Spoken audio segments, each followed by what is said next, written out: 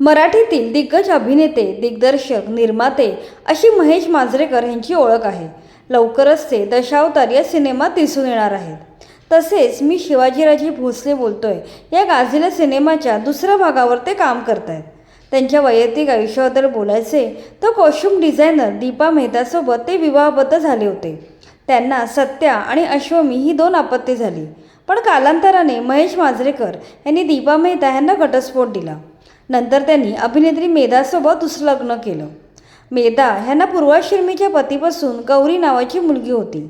नंतर महेश आणि मेधा ह्यांना सई नावाची मुलगी झाली. अशी ही महेश मांजरेकर ह्यांची 4ही मुलं अभिनय क्षेत्रात कार्यरत आहेत. पण त्यांचा मुलगा सत्या ह्याने चित्रपटसृष्टीला कायमचा रामराम ठोकला आहे. सत्या फक्त 1 वर्षाचा असताना आई या सिनेमात दिसला होता. त्यानंतर त्याने जाणीवा, FU, पोर बाजार, लाईफ होतो ऐसी अशा अनेक हिंदी आणि मराठी चित्रपटांमध्ये काम केलं. मात्र त्याने आता इंडस्ट्रीतून काढता पाय घेतला आहे. महेश मांजरेकर हे स्वतः दरवर्षी अनेक चित्रपट निर्माण करत असतात. असे असताना त्यांच्या मुलाने सिनेसृष्टी सोडणं धक्कादायक आहे. महेश मांजरेकर यांनी स्वतः सत्याच्या या निर्णयाला पाठिंबा दिला आहे. ते म्हणतात की माझा मुलगा सत्या खूप साधा आणि सरळ आहे. त्यामुळे त्याने सिनेक्षेत्रापासून लांब राहिलेलं बरं. त्यामुळे सत्याने घेतलेला हा निर्णय मला चांगलाच वाटला. सत्यालाही सिनेसृष्टी फारशी मानवली नव्हती.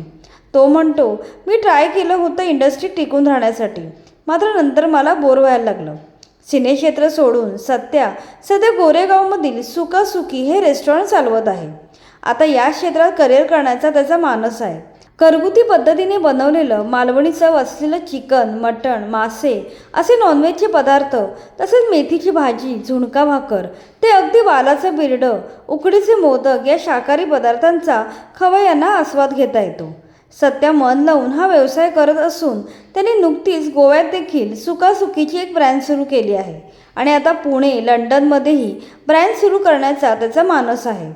कधी कधी महेश मांजरेकर तिथल्या किचनमध्ये जातात तेव्हा ते स्वतः आपल्या हाताने एकतरी पदार्थ बनवतात असे सत्या सांगतो. अशा प्रकारे महेश मांजरेकर ह्यांच्या मुलाने अभिनय क्षेत्र सोडून करिअर म्हणून वेगळं क्षेत्र निवडलं आहे.